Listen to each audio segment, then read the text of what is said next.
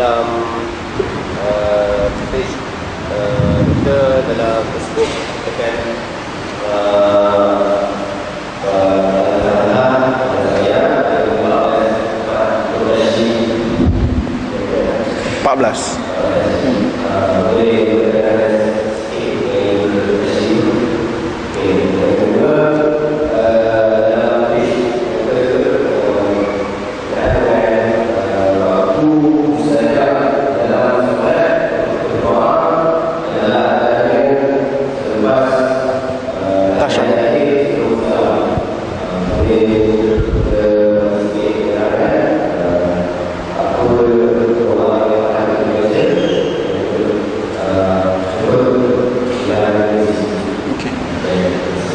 ada dua soalan. Yang pertama, sahabat kita ni dia baca saya punya Facebook, saya ada tulis satu status Al-Imam An-Nawawi rahimahullah, seorang ulama mujtahid bermazhab Syafi'i yang mati pada tahun 676 Hijrah, berkata dalam kitabnya Al-Adhkar, yang mana Imam Nawawi ni seorang mujtahid dalam mazhab Syafi'i. Beliau mengatakan bahawa semasa kita baca Fatihah, pastikan sabdu, tasydid, syiddah semua sama. Sabdu yang macam W tu dekat dalam Fatihah, semua mesti dibaca dengan betul. Kalau tak betul, Fatihah kita tak sah. Maknanya bila Fatihah tak sah tu bahaya lah. Sebab dalam mazhab Syafi'i Fatihah tu mesti sah. Bila tak sah maknanya hilang rakaat tu. Kalau kita tak sedar, kita tinggalkan juga, tak sah solat kita. Ini dalam ijtihad mazhab Syafi'i. Kalau tuan-tuan mazhab Syafi'i lah. Kalau tuan-tuan mazhab lain, contohnya mazhab Maliki yang tak wajibkan baca Fatihah bagi solat majlis makmum, tak apa. Tapi kalau tuan-tuan solat seorang-seorang, Fatihah salah pun boleh jadi tak sah. So kena hati-hati. Bukan saya nak memberatkan, tapi ini ilmu tuan-tuan. Ya. Maka ditanyakan tadi, di manakah 14 tempat itu? Tuan-tuan buka surah Fatihah. Sabdu yang pertama tuan-tuan kira lah. Kat mana ada sabdu, situlah dia. Ada 14. Bermula dengan Bismillah, lam dekat Allah 1. Ar-Rahman ada dekat Ra 2. Ar-Rahim 3 kat Ra. Dah 3. So maknanya kena baca Bismillahirrahmanirrahim. Betul lah? Tak boleh. Tak boleh Bismillahirrahmanirrahim. Tak boleh ya? Contoh gitu So 3 di situ. Alhamdulillahi Rabbil Alamin. Ada yang ke 5 kat situ dekat lam. Alhamdulillah lillahi Rabbi. 6 Rabbi.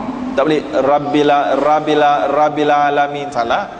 Dia kena ada sabdu. Rabbil Alamin Ar-Rahmanir Rahim. 6 berapa? Saya pun tak kira betul Dekat Ra tu ada lagi. Lepas tu ada Ra, Rahim ada lagi. Maliki Yaumiddin. Dekat Ad-Din kena ada dal, ada sabdu. Iyyaka, ni kena kuat. Iya tak boleh. Iyyaka iya salah. Dia kena tekan. Iyyaka na'budu. Iyyaka, ke atas kamulah ya Allah kami abdikan diri. Wa iyyaka nasta'in. Ada ya dekat, ada sabdu lagi di situ. Kemudian ihdinas siratal mustaqim. Dekat sad, sira tu tak boleh ihdinas siratal, tak boleh, dia sambung. Ihdinas sira, ya. Kemudian siratal ladzina an'amta alaihim ghairil maghdubi alaihim waladdallin. So ada kat mana? Ada dhad. Waladdallin. Dia tak boleh waladdallin. Dia ada sabdu. Dia kena sambung, ada macam jambatan dia. Dhallin. Habis situ. Ya. Soalan yang kedua, tempat yang afdal untuk doa dalam solat. Dua tempat yang paling muktamad dalam semua 4 mazhab. Yang pertama, semasa sujud. Bukan sujud terakhir, tetapi semua sujud. Daripada sujud yang pertama, kedua, ketiga, keempat, semua sekali. Tuan-tuan boleh bagi-bagikan tuan-tuan punya doa tu. Tak payahlah nak kumpul semua kat sujud yang terempat, lama sangat sampai orang pun pening sebab sujud lama. Boleh bagi-bagikan. Yang kedua yang saya sebutkan adalah selepas tasyahud akhir ataupun tahiyat akhir. Fil alamina innaka hamidun majid. Sebelum beri salam tu, masa tu 4 mazhab confirm. Nabi selalu doa apa waktu tu? Nabi doa Allahumma inna na'udzubika min azabi jahannam wa min azabil qabri wa min fitnatil mahya wal mamat wa min syarri fitnatil masiihid dajjal. Nabi selalu doa tu, iaitulah, ya Allah, kamu lindungilah aku daripada azab kubur, daripada azab neraka jahanam, daripada fitnah hidup dan kematian, daripada fitnah kejahatan, fitnah dajjal. Itu doa yang Nabi selalu baca sebelum memberi salam. So kita boleh tambah lagi dengan doa-doa kita yang lain. Ya, wallahu alam. Baik. Ya. Dan bacaan macam kita cara bacaan dia yang sepakat ulama adalah membaca doa yang maksur. Maksur maknanya yang datang daripada hadis-hadis Nabi, dan yang juga ada dalam Quran pun boleh, tetapi ada khilaf di kalangan ulama nak membaca dalam bahasa Melayu.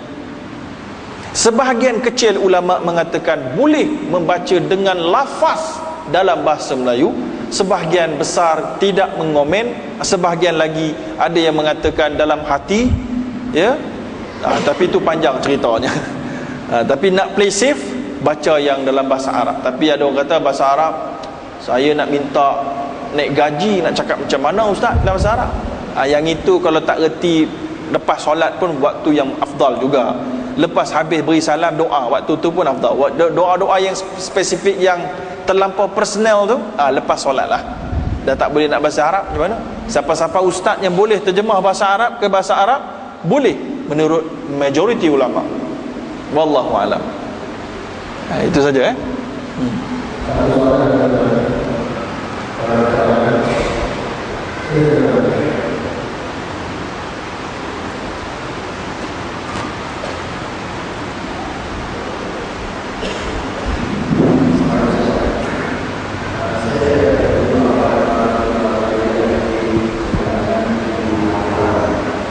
tak pernah.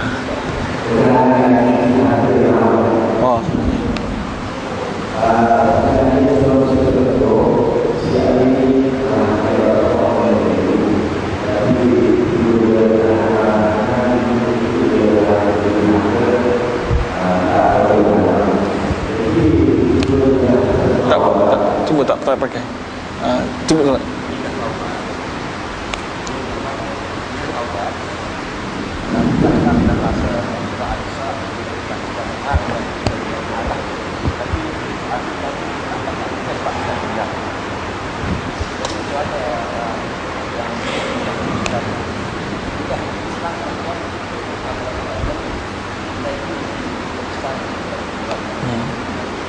Okey, yang saya dengar lah tentang pensucian harta haram.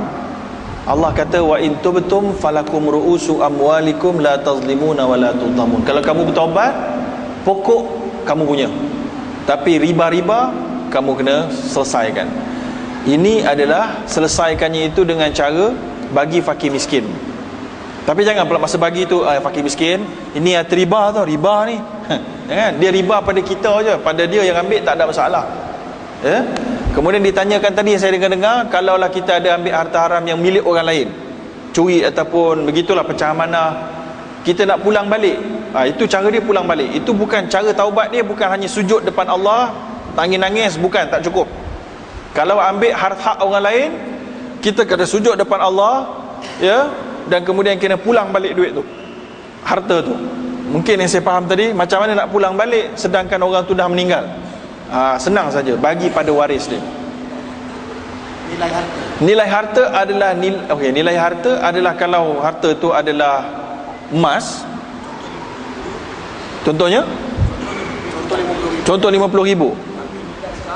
Okey, contoh 50,000 itu 10 tahun lepas. 50,000 sekarang ni nilai kuasa beli dia lain. So kita nak pakai nilai kuasa beli sekarang ke pakai 50,000 saja? Keputusan dalam majlis fiqh antarabangsa, mereka menyebut jumlah 50,000 sahaja. Ikut nilai, bila-bila pun ikut nilai 50,000, ikut numbers. Minoriti ulama fiqh di Majmu' Fiqh Islami kata ikut nilai semasa, tapi itu sukar sebab tak tahu nak ikut kiraan mana. So lebih selamat 50,000, 50,000. Begitu juga dengan hutang. Tuan-tuan ada hutang kawan tuan-tuan 25 tahun yang lepas, RM2,000. Tuan-tuan nak bayar sekarang, dia kata come on lah, 2,000 dulu bayar Zeza dengan sekarang, 2,000 dulu, sekarang ni patutnya 10,000, bagi 10,000. Majmu' Fiqh Islami kata nak selamat daripada khilaf, bayar balik 2,000 tu juga, tak kira lah walaupun kuasa beli dah berbeza, kecuali semasa pinjam ada akad. Masa pinjam 25 tahun yang lepas, kita dah letak akad dah. Duit kertas 2,000 aku bagi pinjam, 2,000 pada tarikh 1980 ini boleh membeli 10 gram emas. Maka pada waktu pulang nanti aku akan bayar nilai yang sama pada 10 gram emas. Maka pada hari ini tak bayar, tengok harga 10 gram emas. 10 gram emas dapat 50,000. Baik 50,000. Situ baru boleh. Tapi kalau tak ada persetujuan di awal, kena ikut dia punya jumlah yang sama. 20, 2,000, 2,000. Tak boleh gerak. Wallahu a'lam. Dah Okey, terima kasih kepada pihak masjid yang menjemput saya, dan terima kasih kepada tuan-tuan dan perempuan yang sudi dan sanggup untuk bersabar menunggu sehingga akhir ceramah. Sekali lagi dimaklumkan bahawa esok saya akan bersama-sama di Masjid Al-Azim di depan tu. Kalau tuan-tuan ada waktu, bolehlah bersama-sama, boleh kita lanjutkan perbincangan tentang integriti, riba, duit haram, duit kat mana syubhatnya, pelaburan MLM ke apa, entah forex